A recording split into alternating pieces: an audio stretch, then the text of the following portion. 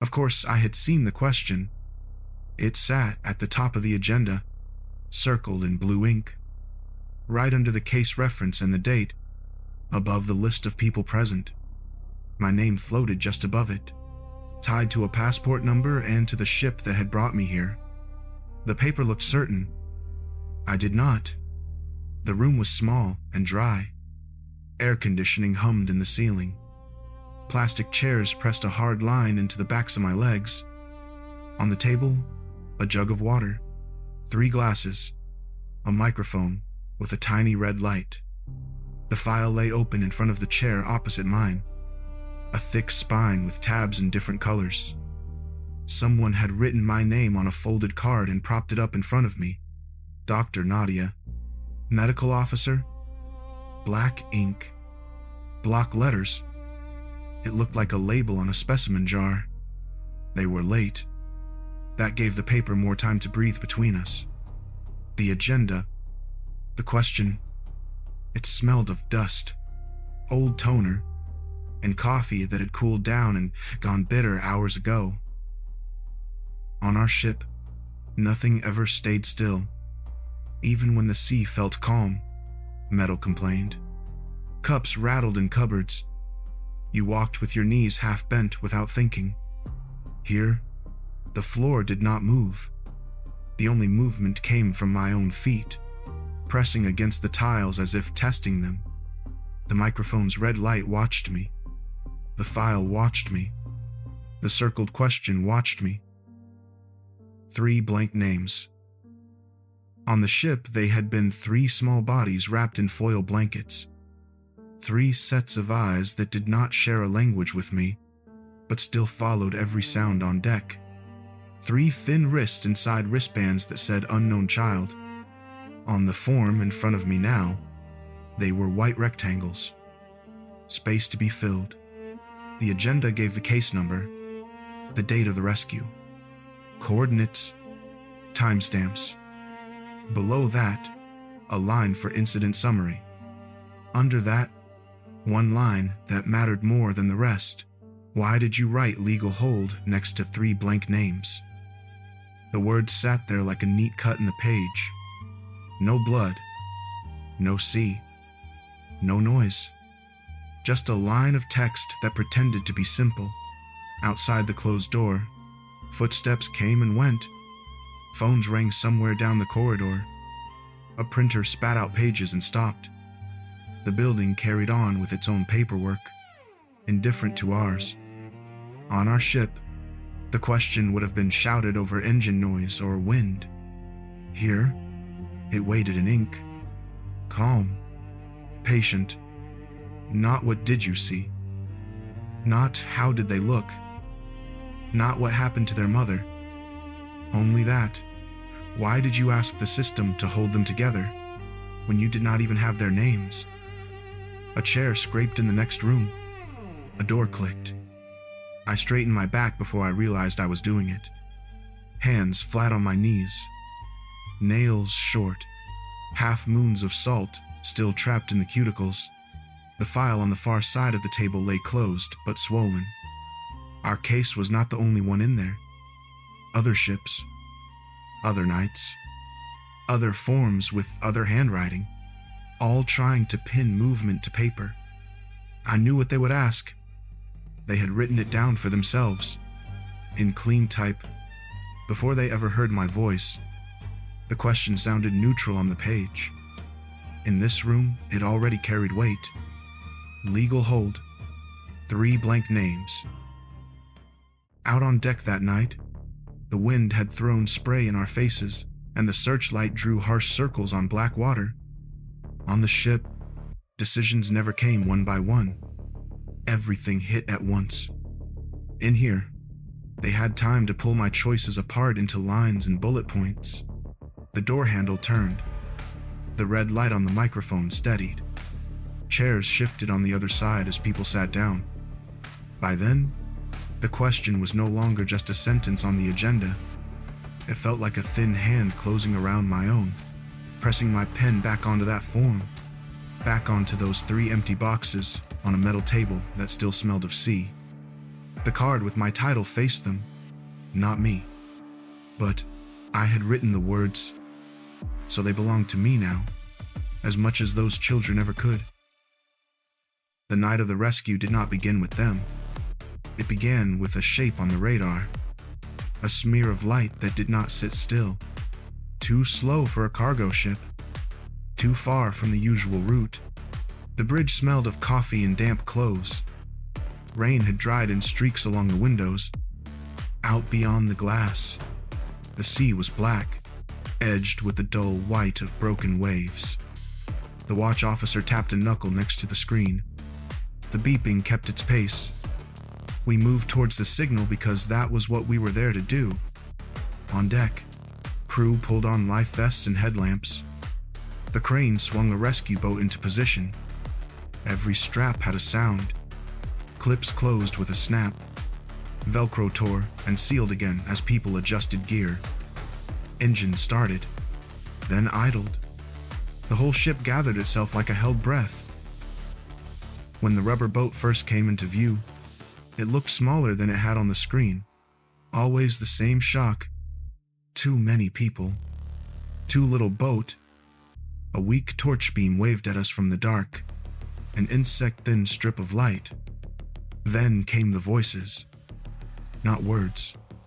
Just a soaked, human noise. Crying. Calling. Praying. The sound climbed the side of our ship even before we had them alongside. The rescue team shouted instructions through a loudhailer. Orders barked in Arabic, then French. Arms lifted. Hands reached.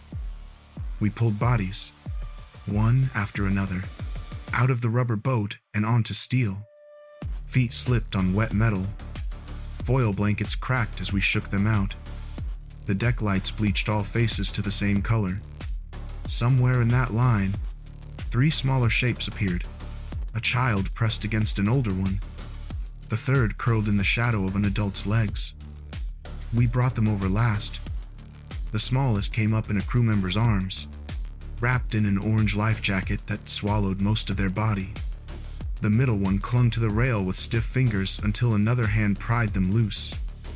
The eldest landed on deck on their own feet and refused to let go of the others. No names, only heights. Weights, the chill of wet clothes. Their teeth chattered so hard it sounded like a mechanical noise. We led them under the canopy. Deck lights buzzed overhead. The smell of fuel mixed with sea and vomit and something sour from the rubber boat. I dropped to my knees on the wet floorboards. Checked breathing. Pulse. Skin temperature. Any sign of injury? The smallest had a burn mark along one arm. Old and pale. The middle child coughed up salty water and clutched my sleeve. The eldest scanned every movement we made and stayed between the other 2 and the rest of the crowd, as if their thin body could block the whole world. We handed out dry clothes. Too big, but warm. Someone placed 3 cups of sweet tea on a crate nearby. The steam fogged my glasses for a second when I leaned in. Officially, they were unaccompanied minors until proven otherwise. On the deck, they were 3 pairs of eyes following each other, never letting the others out of sight. We tried 3 different languages. No answer we understood. Only a single word that kept repeating between them, a name we could not place. We gave them wristbands. Date. Time. Boat ID. Unknown child. 3 times. Wind tugged at the edges of the foil blankets. Announcements crackled over the intercom. We counted heads again and again. Cross-checked lists. Checked for anyone left behind. The rubber boat sank a little. Empty now. Tied to us like a deflated lung. Later, when the deck grew quieter and most people had found a patch of floor or a bunk, those 3 still sat close together. One rested their head on another's shoulder. Tiny fingers traced the edge of the wristband, following the printed line as if it might change under their touch. The shift log for that hour would later show numbers and codes. Weather, Coordinates. Rescue complete. But the moment that stayed with me was smaller than that. A gloved hand reaching for them. 3 small bodies trying, even in exhaustion, not to be separated. A single thin arm stretching across a gap of air, fingers hooked into a sleeve, refusing to let go while the ship rose and fell under us. At that point, they were not yet a case. Not yet a file or a question on any agenda. Just 3 children on a moving deck, clinging to one another while the sea drummed against metal below. Morning on the ship did not look like morning on land. No horizon of buildings. No street noise.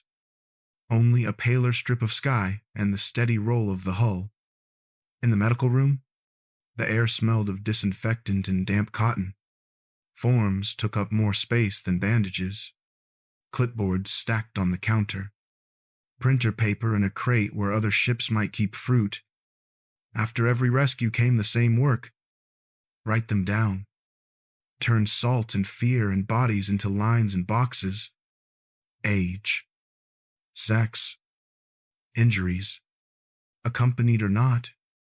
Were found on the boat. The 3 children sat on a bench against the wall. Dry clothes now. Hair still rough from salt. They watched my pen more than my face. I had already examined them. No serious injuries. Dehydration. Mild hypothermia. 1 old burn. Some bruises. Now came the part the system cared about most.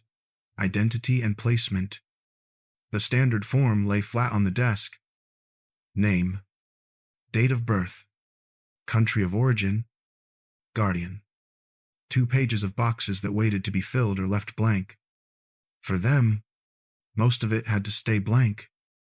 No documents. No adult who could say, I am their mother or I am their uncle. Only that one repeated word between them, a name that might belong to any of them or none. I wrote unknown child in the first box. The ink looked darker against the white page.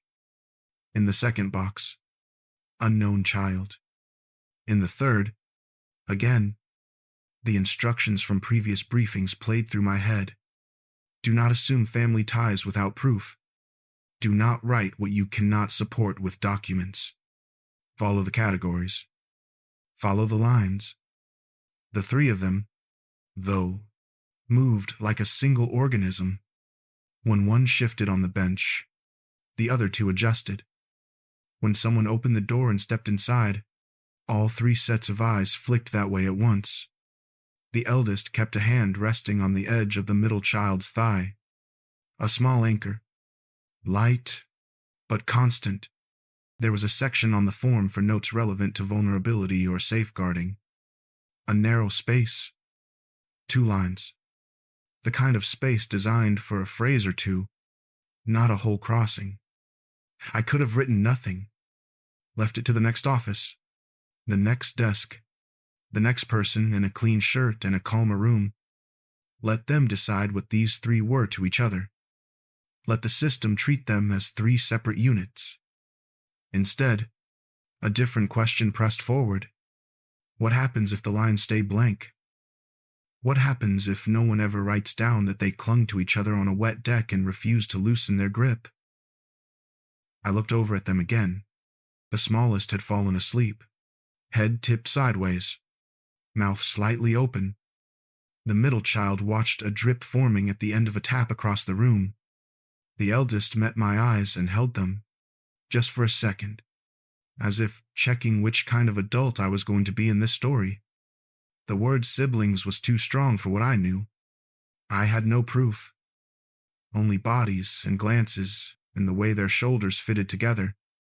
But I could write what I had seen them do on this ship. In the notes section I wrote, slowly, children arrived together in same boat. Have not separated since rescue.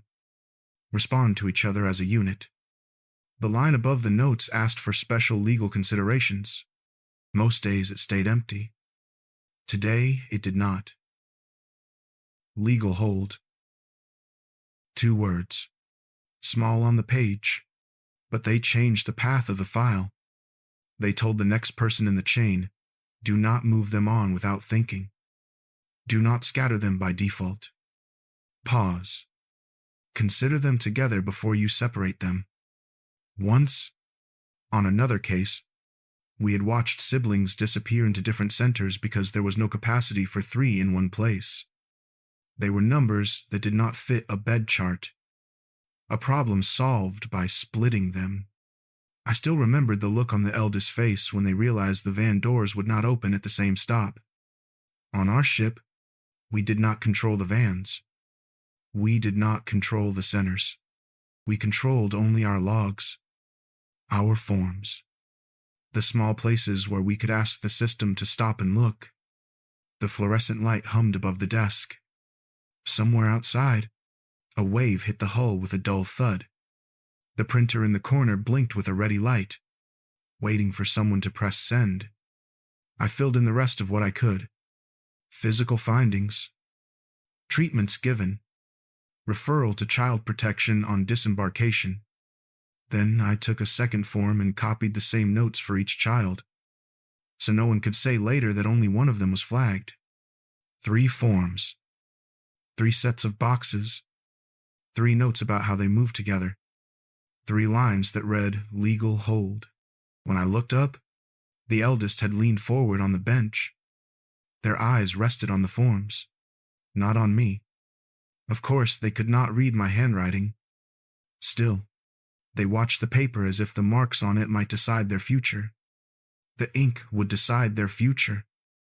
I stapled the pages, wrote the case reference in the top right corner, slotted the forms into the plastic folder waiting in the out tray for transport to shore.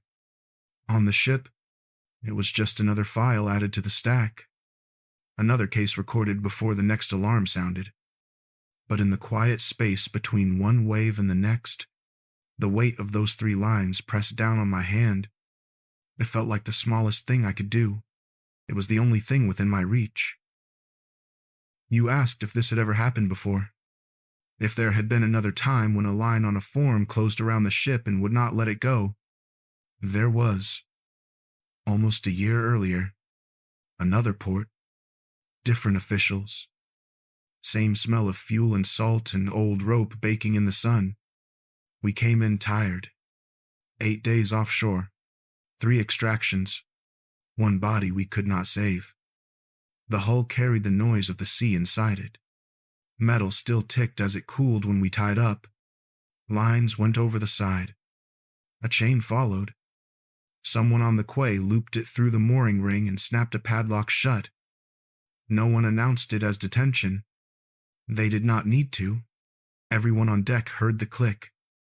Luca went ashore first. Captains always do.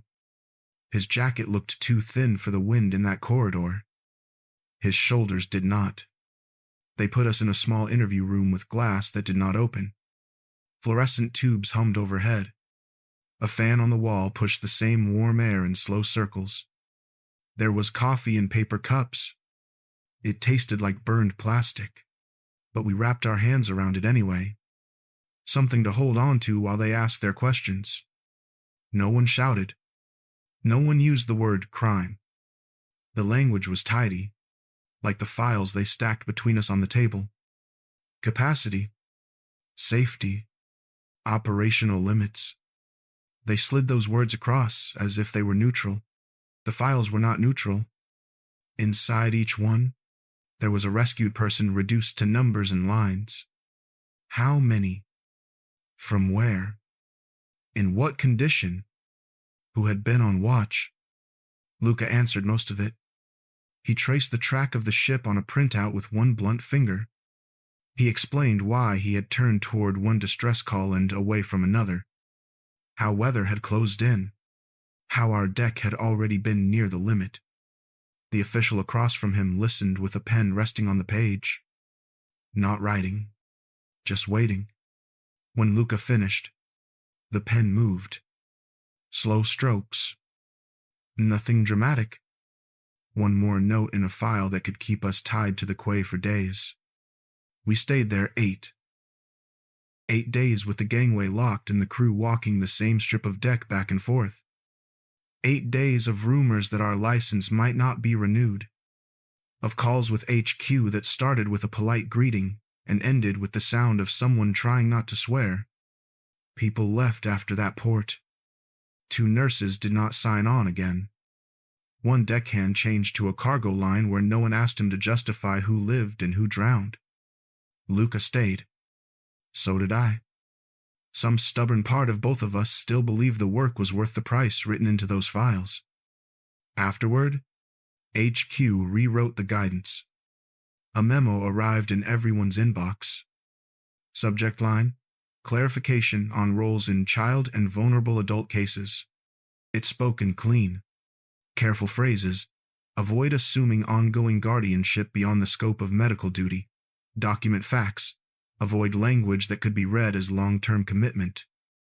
In training, they repeated 1 sentence until it stuck. Do your job. Don't become the story. They were not wrong. Ships sink when people become stories in the wrong way. Licenses disappear. Donors look away. But that line followed me back to the sickbay. It stood behind my shoulder on nights like the one when 3 infants lay side by side on an emergency blanket. It watched my pen when I wrote legal hold beside 3 empty spaces and knew those words might lock us somewhere again. You asked if this had happened before? Yes. We had been held before. That memory sat under my hand when I filled in your form. It sits here now, between us, even if your agenda only gives it 1 thin line. The day after that night on deck, the ship felt wrong. Engines droned at a steady pace. Metal thrummed under my boots. Routine noises, but every sound came through a layer of cotton, as if my ears were tuned to something else entirely. 3 small shapes in the clinic. 3 lines on a form. We had space again. Most of the rescued had transferred to another vessel assigned to disembark them. Crew scrubbed the deck with stiff brushes. Salt, diluted diesel, and bleach mixed into a sour film on the planks. I went below instead of joining them. There was more work to do with paper than with hoses. The clinic cupboard smelled of alcohol wipes and stale adhesive. Files leaned at a tired angle on the shelf. Plastic folders, elastic bands gone soft, labels written in 3 languages, some faded, some overwritten. I pulled out the one marked for the last 2 weeks. It came free with a soft crack of glue along the spine. Pages sagged from the clips where they had been jammed in wet and then dried stiff. Nothing about that folder wanted to open. It did anyway. Vitals. Initials. Batch numbers for vaccines. Scribbled comments in different handwriting. Different pens. I laid the pages out on the narrow desk. The ship rocked once. Twice. And the corners lifted as if they might slide to the floor. My hand went down flat to hold them. The infants had been entered as 3 separate cases. No names. Just 3 letters and 3 lines of numbers. I traced each line back. Which rescue? Which raft? Which hour? Our note said same boat in a quick scrawl beside their IDs. The ink had bled through a little from the damp that night. On their thighs, the vaccine scars lined up in the same crescent. Same spacing. Same slight hesitation where the needle had gone in a fraction too shallow. Details that did not fit into a tick box, but lived in the margin when someone took the time to write them. HQ would not care about the crescent itself. They would care about what it meant for jurisdiction. Origin. Eligibility. I followed the batch code we had entered. Back through old entries. Back through other infants. Other boats. The numbers showed up before. Same vaccine. Same region supplied. Sometimes a town name appeared in brackets when someone had asked, and someone had answered. Halfway down the pile, my eyes blurred. Lines turned into a gray ladder on white paper. I blinked hard and leaned closer until the smell of toner and disinfectant filled my nose. There, Not my handwriting. A note in the margin in thin blue ink. Mother asked about programs for children. Mentioned cousin at church group near border. Gave consent to be contacted if anything happened en route. The date on that page was weeks old. Different ship. Different port. Same vaccine batch. The initials beside the note matched the tag I had given one of the infants. Not proof. Nothing clean enough for a court. But enough to say this was not a random cluster of 3. Someone had tried, before the sea, to think ahead for them. The outreach list lay in another folder. Not in the clinic. In the office where the social worker kept her laptop and a printed map pinned to the wall with colored pins. I borrowed her key. She raised an eyebrow but did not ask questions. On a ship like ours, you learned not to waste words when someone already carried too many. The room was cooler. A small fan on the filing cabinet chopped the air into soft pulses. On the desk, a stack of forms for community contacts, church groups, small NGOs that could sometimes receive a call, sometimes not. I went through them slowly. Names, phone numbers, email addresses that looked like they had been created on borrowed phones. Halfway down the second stack, the same town from the margin note surfaced. Same church group. Same hesitant handwriting. Someone had underlined "can keep siblings together if space allows." The line dug into the paper hard enough to leave a groove. The pen that wrote it had cared too much for the thin sheet underneath. I copied the reference onto my own notebook. Not in the neat language HQ preferred. Just a circle around the group name and a single word beside it. Bridge. The word sat there as the ship rolled, and the fan whirred. A fragile thing. Not a promise. Not a guarantee. Just one more point on a map that might matter if the right person paid attention at the right moment. When I went back to the clinic, the infants slept in uneven breaths. Their chests rose and fell under the thin blankets we had scavenged from stores. The form with legal hold waited on the counter. My signature already dried at the bottom. All I added that afternoon was a tiny note. See, Outreach Ref 14B. Potential sibling unit support. One line. No flourish. Ink pressed in hard enough that the letters left a shallow ridge under my fingertip. You can call it overreach. You can call it attachment. To me, in that moment, it felt like the smallest lever still within reach against a system that preferred clean separations on paper. The sea was quiet the night the next call came. Not flat. Never flat. Just a long, slow swell under the bow and a wind that had dropped enough for the rigging to rest. On the bridge, the lights were low. Screens threw a soft green and blue glow over Luca's face. The helmsman kept 2 fingers on the wheel, more for comfort than control. Autopilot held the course. Below, the clinic had settled. 3 infants, 2 teenagers with infected blisters. One man with a cough we did not like but could not fully investigate out there. The air smelled of saline and latex and the faint sourness of too many people breathing the same air for too long. I was making notes. Batch codes here. Follow-up needs there. Ink moving in small. Controlled strokes while the ship hummed. The first sound was a single tone from the radio on the bulkhead. Not loud. A clean, insistent ping that cut through the fan noise. Then another. Then the operator's voice from the bridge, crackling down the internal line. Medical. Standby. MRCC is calling in a fresh report. I stepped into the passageway. Metal cooled under my bare forearm where I steadied myself against the wall. The hum of the engines grew louder as if the whole hull was listening in. On the bridge, the main set already carried a voice from shore. Flat accent. Professional cadence. Distress position. Estimated number of people. Vessel type unknown. Words we heard too often, always in that same careful sequence. The coordinates came next. Luca wrote them down on a pad with a short pencil, then tapped them into the console. A second later, a small mark appeared on the screen.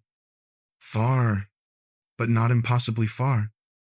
A little off our current track. Nearest asset? He asked. Paper rustled over the speaker. Another ship.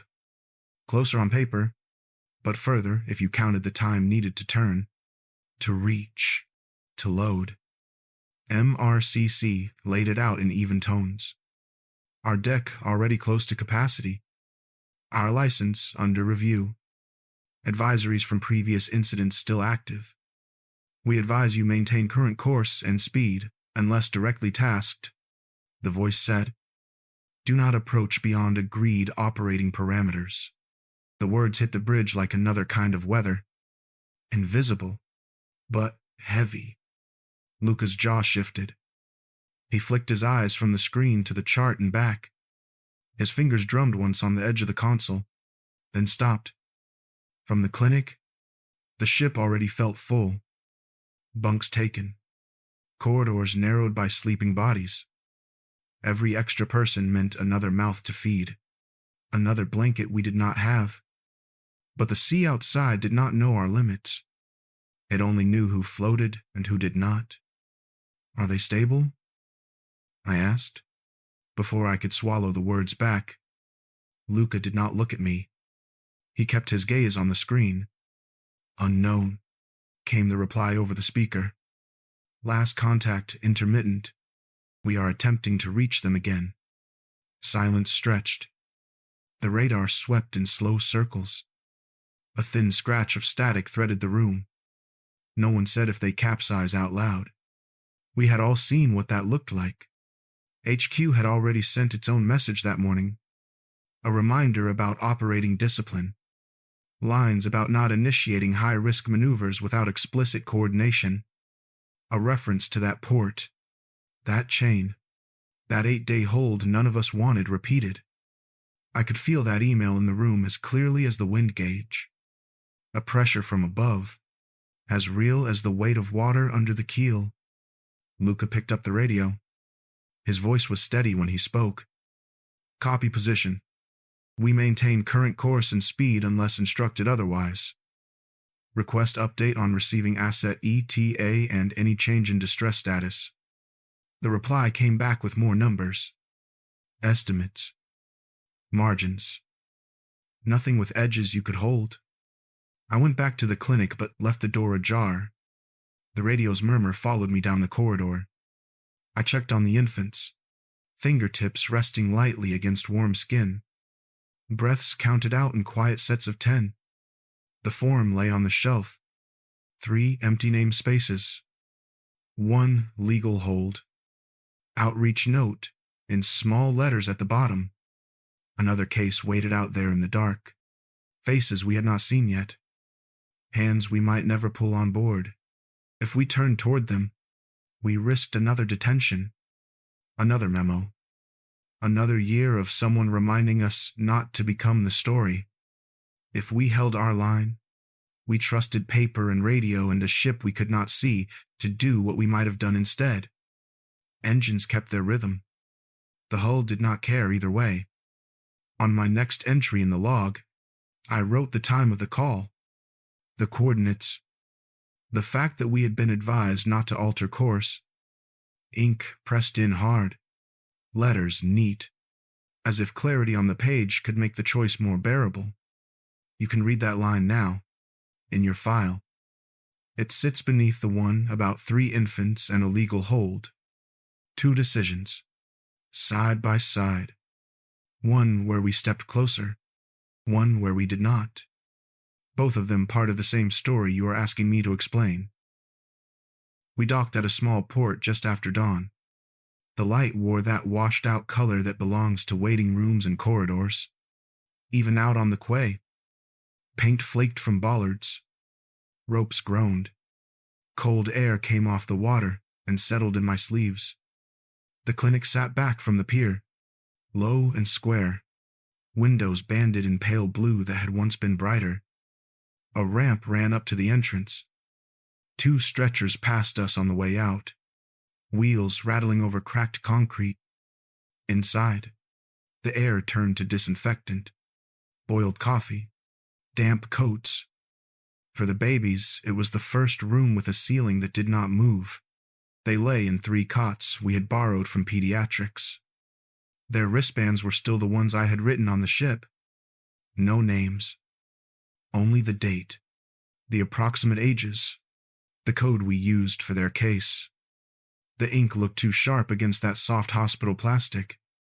A nurse in pale green scrubs adjusted a monitor near the smallest child. The beeps came steady, then hesitated, then steadied again. She did not ask why there were 3 of them.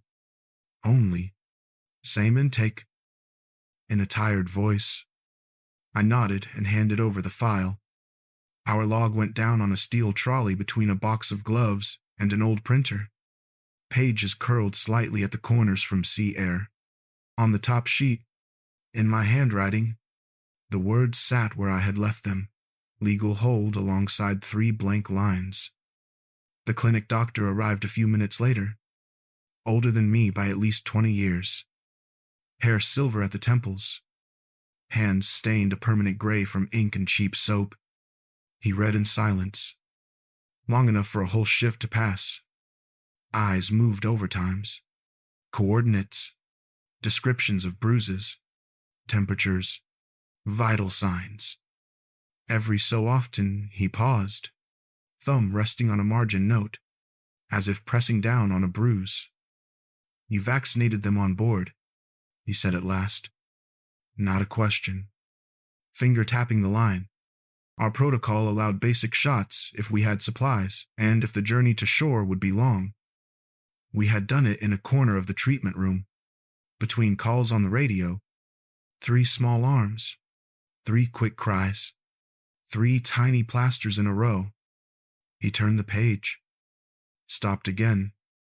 Same batch, he murmured. Same pattern of scars. Same line about a community clinic. Coastal road. Open 2 evenings a week. He took off his glasses and rubbed the bridge of his nose. The gesture belonged to someone who had seen too many incomplete stories. That clinic used to send us an outreach list, he said. Names of parents who were worried. Children who might disappear from the records. A mother came in about a year ago. She spoke about leaving, about the sea. She asked what would happen to her children if she did not make it all the way. The room shrank around the sound of the monitor and the shuffle of paper. Outside, a forklift beeped as it reversed. On the ship, the engine noise had been constant enough to hide a heartbeat. Here, every small sound seemed to land harder. He tapped the line where my note mentioned the clinic. I cannot promise anything, he said. The files are a mess. People move. Systems forget. But if I can trace her, or anyone connected to her, it matters that you wrote this. It matters that you kept them together long enough for us to try. The baby slept on, unaware of any of it. The middle child's hand curled around the fabric of the cot sheet, stubborn even in sleep. The smallest had that furrow between the brows that newborns wear when they are deciding whether to cry. The doctor added his own notes beneath mine. His handwriting was tighter, trained by years of squeezing facts into not enough space. He copied the batch number, underlined the clinic reference, wrote, in block capitals, Sibling unit. Do not separate without review. The letters looked darker than most charts I handled on hospital wards. Not because of the ink, because of everything hanging from them. I stood there with empty hands. No medication tray, no stethoscope, only the memory of their weight as we lifted them out of the sea and the shape of 3 blank spaces on a form. On the way back down the corridor, the nurse held the door with her hip so I could pass. Same mother? She asked, glancing towards the cots. We do not know yet, I said. Maybe. Probably. Enough to write it down. The answer hung in the air. Fragile. Heavier than any diagnosis. Like most things we sent into the system. Outside, the sky had brightened, but the air stayed cold. From the quay, the ship looked smaller than it did from the helipad or the bridge. Paint scarred, nets drying along the rails, crew moving like figures in a model. The babies were not on board anymore. Their names were still blank, but the line that joined them had one more witness now, one more signature. For a case like theirs, that was more than nothing. Sometimes, in our world, more than nothing was already a kind of miracle. The email arrived on a day that felt almost ordinary. The sea had flattened into a dull sheet. Crew rotated through drills and maintenance. In the infirmary, we restocked shelves and filed forms from the last rotation to shore. The notification blinked in the corner of the screen. Subject line in neutral language. No exclamation marks. No urgency. At least not on the surface. Underneath the logo and the standard greeting, the message laid it out. Placement review. It said, capacity constraints. Age brackets. Policy on unaccompanied minors. 3 case numbers appeared in a column. The system did not call them siblings. It called them Units A, B, and C. Each line had a different proposed destination. One city inland with a transit center already over capacity. One temporary home on the other side of the country. One specialized facility whose description sounded more like a warehouse than a place children might live. At the bottom of the paragraph sat the part that mattered most. NGO medical officer may submit additional information regarding sibling relationships and special considerations within 48 hours of receipt of this message. After that, standard placement rules will apply. 48 hours. 2 days in which nothing and everything could happen. A timer existed now. Not in mythic narrative time, but in office time. In the time of inboxes and shift calendars and ferry schedules. Another email, from HQ, arrived minutes later. The kind with several addresses in the header and a list of bullet points written to sound calm. We are under increased scrutiny. It said, we must avoid any appearance of overreach in child protection matters. Any advocacy beyond clinical facts must be coordinated through the central team. In other words, be careful what you write. Be careful what you want. Luca appeared in the doorway before I could close the messages. Salt still crusted on his jacket from the last transfer run. He leaned on the frame, eyes going straight to the screen. News? He asked. Placement proposals, I said. 3 different centers. 48 hours for comments. He came in and braced both hands on the desk. Read the lines the way he read weather charts and fuel reports. Lips pressed into a flat line. They want to scatter them, he said softly, as if they were boxes of supplies. His voice held more fatigue than anger, the kind of tired that grows over years of hearing the same phrases in slightly different fonts. They have capacity arguments, he went on. Budget tables. Risk assessments. No one will put it in those words. But that is what it means. The ship rolled gently under us. Outside, someone dropped a length of chain on deck and the clang rang up through the hull. I scrolled down to the part about additional information. They are giving us a door, I said. A narrow one. We can send an addendum. We can flag them as a unit. We can reference the clinic's note. And, in return, Luca asked, what do we put at stake when we do that? He did not need to spell it out. Any extra comment would sit in our file as well as theirs. Every word could be read, later, as professionalism or as activism, depending on who held the highlighter. Behind Luca's shoulder, the window framed a strip of gray sea and a distant outline of another vessel.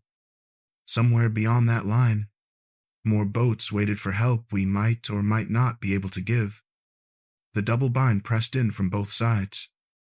Stay silent, and the system would separate the three of them by default.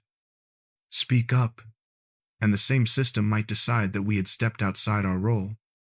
The 48 hours were not only for the children, they were for us, for HQ, deciding how brave they felt about a single case in the middle of a hostile news cycle. For Luca, balancing the ship's license and the crew's livelihoods against 3 small lives already tied to our names. For me, weighing the shape of my handwriting against all the other lines in all the other files. I can draft something, I said. Keep it factual. Tie it to health, to continuity of care. Use the wording from the clinic. Mention the outreach network, but not as a guarantee. Luca nodded slowly. I will speak to HQ, he said. They need to hear from someone who has sat in a detention cell because we pushed too far, and is still saying this is worth it. If we do this, we do it with our eyes open. He straightened and glanced once more at the screen. 48 hours, he repeated. Use them. When he left, the cabin seemed smaller. The cursor blinked in the empty document where a statement would go. Clock in the corner of the monitor ticked over to the next minute. Outside, engine started up for a drill. A whistle blew. Somewhere down in the hold, a crate shifted with a muffled thud. I opened the file from the clinic and pulled up the doctor's note. Sibling unit? Do not separate without review. The letters looked as dark as they had on the day he wrote them. Between my own words and his, a narrow bridge stretched. 48 hours to decide how much weight that bridge could carry. 48 hours to decide how much weight I was willing to add.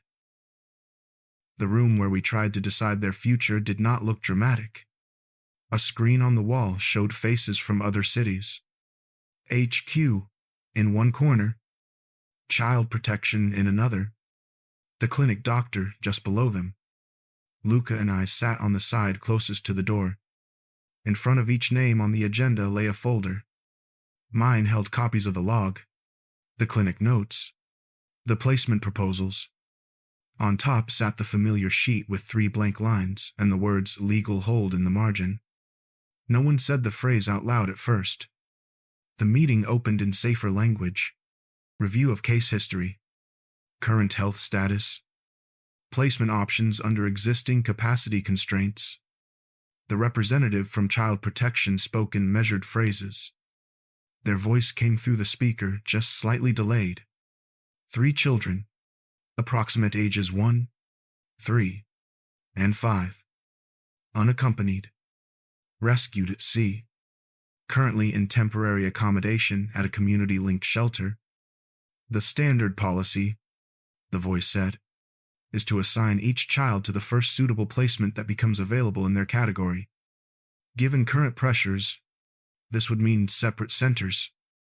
Separate. The words sat between us like another person at the table. Someone from HQ leaned in, and the note about treating them as a unit.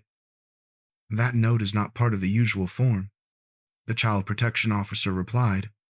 It appears as an addendum from the community clinic and from the medical team on board. We are reviewing how much weight to give it under current guidelines. Eyes in the room turned towards me and towards the doctor on the screen. A throat cleared. Dry. Paper thin. Doctor, could you explain why you wrote legal hold next to 3 blank names? How, in your view, does that relate to the request to keep them together? The question echoed the one from the investigation room, but the angle was different now. The night we brought them in, I said, we had no names. We had ages, injuries, vital signs. We had the fact that they clung to each other with a focus not usual in children pulled from a sinking boat. The legal hold was the only tool available to stop them being processed as 3 separate cases before anyone could look beyond the intake form. It froze the situation long enough for the clinic to notice the shared history and for this note about siblings to exist at all. On the screen, the Port Clinic doctor nodded. The mother came to our outreach sessions, he said. She spoke about 3 children. Same ages. Same scar patterns. She was terrified of them being separated if anything happened to her. I cannot swear these are the same children, but the overlap is strong enough that I would take it seriously. Paper shuffled on the child protection side. The system is not designed to guarantee sibling unity in every case, the officer said. We have to consider individual needs, available spaces, risk management. Luca leaned forward. The table creaked under his weight. Our decisions on board already altered this file, he said. We changed course to reach a port with pediatric care. We kept the 3 of them on the same watch list. Every action we took treated them as one case with 3 bodies inside it. If there is any blame to assign for that frame, it falls to me as well as to Nadia. I have had a ship detained before. The record is in your folders. We learned from it. We have stronger procedures now. But if you decide that this insistence crossed a line, do not pretend it belongs to one person and one signature. The HQ representative's voice lost its edge. No one here is looking to punish good faith decisions, they said. We are trying to balance that with the realities we operate in. Possible placements came up then. Centers that might take 3 children together. Short-term arrangements near the community network the clinic had mentioned. Nothing easy. Nothing clean. In the end, the chairperson summarized. Provisionally, they said, we agree to treat these 3 as a unit for placement purposes. They will remain in their current shelter until a joint placement is found, with priority given to options connected to the existing community network. Their pen moved over the form. On the digital document, a new line appeared. Sibling unit. To be maintained where possible. The phrase was surrounded by caveats. Subject to review. Dependent on capacity. Not binding in every future circumstance. And yet, it sat there. A thin shift in how the system named them. If this decision brings additional scrutiny, the HQ representative said, we will refer back to this meeting and to the documented rationale. We will stand by it as an organization. When the meeting ended, screens blinked to black one by one. Luca waited until the others had stepped into the corridor. You know this will follow you, he said quietly. Whatever happens next. I looked at the form on the table, at the words legal hold, at the new line about siblings. It already does, I said. But so do they. Outside, the harbor noise wrapped around us. Gulls cried. Forklifts beeped. Somewhere, a ship's horn sounded low and long. 3 children slept in a shelter up the road, still together for now. On some future day, someone would open this file and read these lines without hearing any of these sounds. All I could do was leave the words there, dark on the page, like a small harbor light against a long, indifferent sea. The news did not arrive with sirens.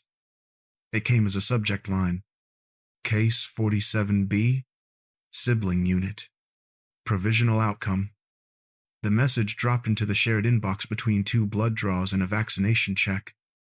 The computer chimed once, then waited. I clicked it open. Paragraphs. Numbered points. No adjectives. Child protection confirmed the decision from the meeting. The 3 children would remain together in the shelter linked to the community clinic. Status. Temporary joint placement. Priority flag. Maintain sibling unit where possible. Where possible. 2 words that could stretch or shrink on any given day. The email listed conditions. Regular review. Capacity reassessment every quarter. Mandatory reporting if any risk indicators increased. A line in the middle referred back to the form from the ship. Reference is made to the medical legal hold designation entered at sea, and to the subsequent Sibling unit note supported by community records. The sentence was long, broken by commas, careful not to name anyone more than necessary. Near the bottom sat a paragraph about us. Regarding the conduct of the rescue vessel and medical lead, internal review finds no major breach of protocol. Record shows some discretionary decisions taken in the direction of child welfare. Recommendations follow for documentation and communication in similar cases. The recommendations filled half the screen. Clarify criteria before using legal hold in pediatric contexts. Avoid language that could be interpreted as advocacy beyond medical scope in official logs. Ensure all such notes are routed early to child protection to avoid bottlenecks. At the end, one line about the ship. Operational license. Continued. Subject to scheduled audits and participation in updated training on child cases at sea. No praise. No formal blame. Just alerts and deadlines and the sense of a narrow channel navigated without running aground. I printed the page. The printer coughed it out, warm and smelling faintly of burnt dust. The paper curled a little at the edge as it cooled on the tray. On the second page, a short note from HQ. We understand this has been a high-pressure case.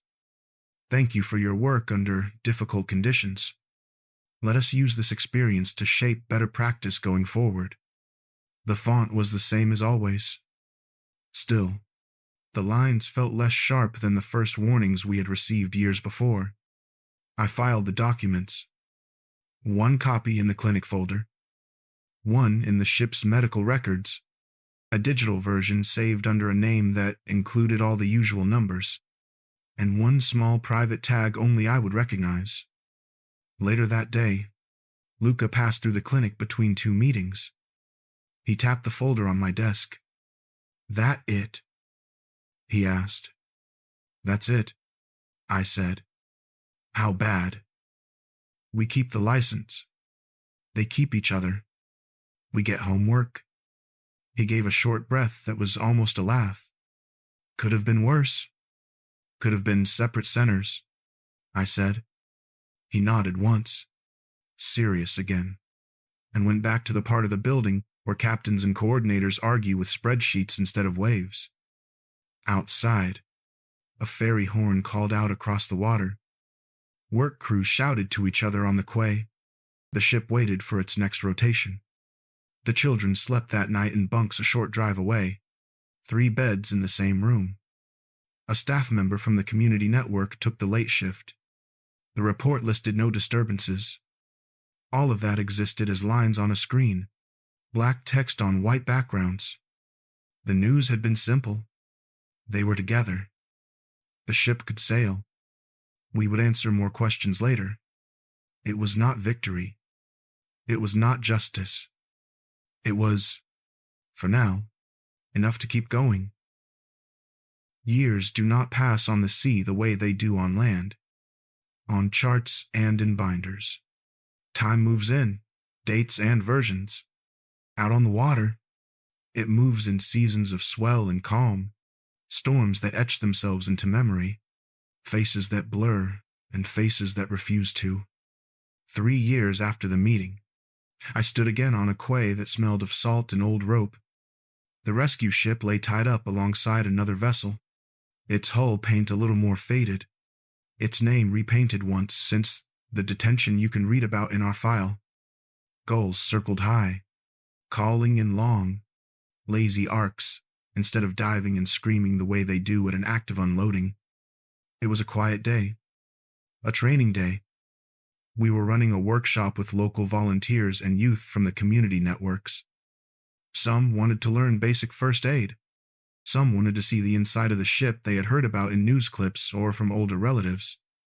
The group came up the gangway in a knot of color and nervous laughter. Teenagers mostly. A few younger ones, holding onto sleeves or railings. I stood at the top with a clipboard, ticking off names, matching them to the list from the clinic and the outreach teams. Halfway down the list, 3 first names sat together, not the names on the original file. New ones, chosen later, shared with me only in partial form. Still, when I looked up, 3 bodies moved up the gangway in a line that pulled tight whenever the distance between them grew. The smallest, no longer really small, kept one hand on the jacket of the middle child. The oldest walked on the outside, towards the open water, eyes scanning the deck, the mast, the cranes on the pier. Their faces were different now. Roundness thinned from cheeks. Scars that had once marked vaccine lines and healed burns were pale threads under darker skin. They wore jackets the shelter had not owned in the days right after the rescue. Shoes in the right sizes. Lanyards with visitor badges. I stepped aside to let them onto the deck. "Welcome on board," I said, the same words I always used on school visits and community days. The oldest looked up at my name badge. Nadia, he read, his accent bending the consonant slightly. "I know this name." His voice had the depth of someone who would soon be taller than everyone at the table. Underneath, there was the echo of the hoarse cry that had cut through the noise of the rescue night when we lifted one small body after another over the rail. "You have seen it before," I said. "It was written on some old papers." He nodded slowly, like someone fitting a puzzle piece he had carried in a pocket for a long time. "The doctor," he said. "From the boat." "From one of the boats," I said. "There were many of us." "Many boats." He looked past me at the stretch of deck where we used to lay out blankets and foil sheets. "Do you remember?" he asked. The question hung between us, gentle and dangerous at once. I let my eyes trace the line where we had once set down 3 bundled shapes under the harsh glare of deck lights and camera beams. The memory rose as a set of sounds and textures before it formed images. Wet fabric, Velcro ripping and sealing, the high, broken wail of a child who refuses to let go. "I remember noises," I said. "Cold air. Too many people on not enough boat. 3 children who refused to unlace their fingers." He glanced at the younger 2. "They still do that," he said, a hint of amusement softening his mouth. "When the social worker talks about separate schools," the middle child rolled their eyes. The smallest pressed closer into their side, unimpressed by jokes about distance. We walked the group through the ship. The mess, where coffee machines hummed and metal chairs scraped. The clinic, with its metal beds and cabinets, now restocked but always slightly too bare. The spot on deck where the sea comes closest when the weather turns. They listened more than they spoke.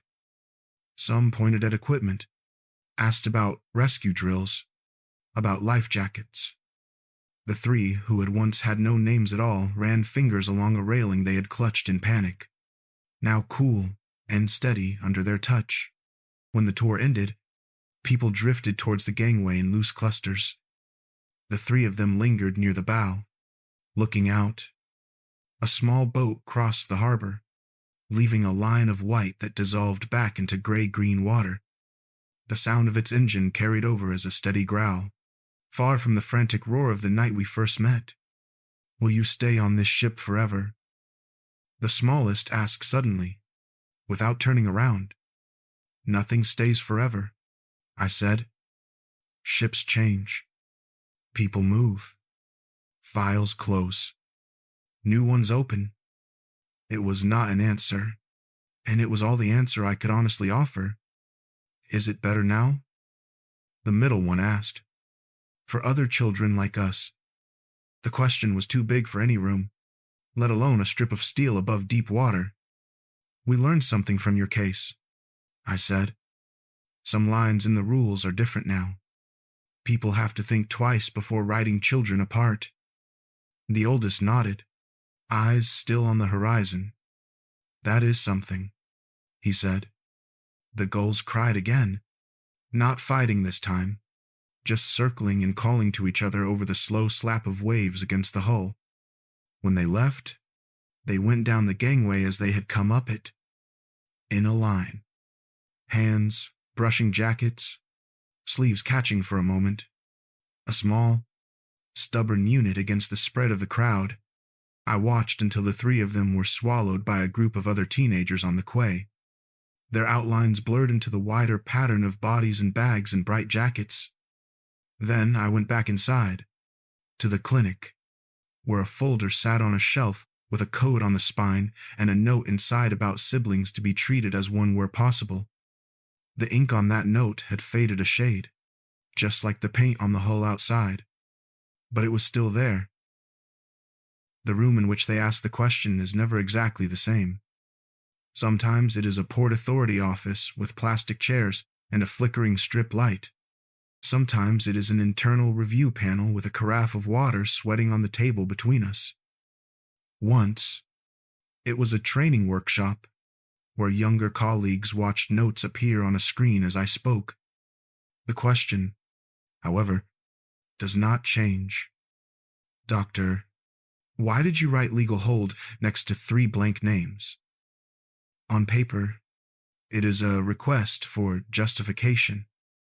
In practice, it is a test of how far a person is willing to stand by a decision that bent the edge of a form without tearing it. Over the years, my answer has shifted in shape, but not in core. I talk about procedure first, about overcapacity, about the danger of losing people in the gaps between agencies if no one pauses the process long enough to see a pattern. I mention the outreach notes from the clinic, the mother who attended health sessions and whispered her fear of separation louder than any fear of the sea, the matching scars, the way 3 children moved as if tied at the wrists by invisible cord. I speak of the meeting where we agreed to call them a unit, knowing that the phrase would drag resources away from other cases, tilt an already tilted table a little further. I describe, in neutral language, the outcome as far as I am allowed to know it. A shelter that found room for 3 beds in the same room. A family in the network that took on more than most people would. Teenagers who now show up to ship tours and first aid classes and stand together at the railing, watching the water with eyes that carry both memory and possibility. Sometimes I am talking to people who control budgets. Sometimes to people who write guidelines. Sometimes to a recorder mounted on the edge of the table, its tiny red light blinking, faithful and indifferent. They ask follow-up questions. Did you consider the precedent? Did you think about organizational risk? Would you do the same thing again under similar circumstances? To the last one, I give the only honest answer. Yes, not because I trust the system to reward it, not because I believe every case will end as well, or even as partially well, as this one, but because there has to be some weight on the side of the scale that says people are allowed to matter to each other more than to forms. The night we pulled those 3 from the water, the deck was chaos. Orders in different languages, Velcro tearing and sealing, metal groaning, children crying, rescuers shouting numbers and coordinates into radios that spat back crackling replies. In the middle of that noise, there was a small, stubborn silence where 3 hands held onto each other and refused commands to let go. The legal hold did not create that connection. It only admitted that it existed and forced it onto the record. When I sit at a table years later, pen in hand or microphone in front of me, I carry that image with me, not as an argument, as a compass. They ask again, sometimes in different words, why those 3? Why that night? Why take that risk? I think of the email that arrived after the meeting, dry as toast, carrying the line about sibling units. I think of the faint print on the note inside the file. I think of the thin shoulders on the gangway, the way a hand still reaches sideways before a body moves forward. And I say, because in a sea of blanks, someone had to draw a circle around them. Not to trap them there, just to make sure they did not vanish between the lines. Outside whatever room I happen to be in, there is almost always some sound of water. Waves slapping against a pier, rain ticking against a window, the distant hum of a ship's engine turning over, preparing to leave. Files open, files close. People enter and leave the frame of a case number. The forms keep coming, thick spines with colored tabs. There will be other names, other blanks, other narrow channels between what is allowed and what is needed. When they slide a new paper across the table and ask for my signature, I pick up the pen. It is a small thing, a thin line of ink, but done in the right place, at the right time. It can hold 3 lives together long enough for something like a family to form around them. That, in the end, is what legal hold means to me. Not a threat, not a weapon. A hand on a railing in rough water, saying quietly, "Hold on. Stay together. We will find you a harbor."